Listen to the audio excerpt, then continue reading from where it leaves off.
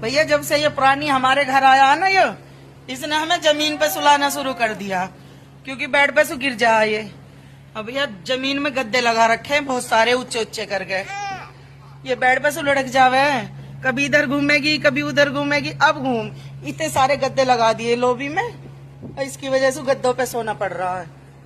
ये सुंदर सा प्राणी आया ना तो हम इसे कैसे गिरा सकते हैं, कैसे गिरा सकते हैं भाई हम। हाँ। देखो नाना से कैसे बात कर रही है, और इसकी मम्मा इसे छोड़ के बेड पे सो जा, हम इसे लेके गद्दे पे सो रहे हैं ताकि गिरे ना।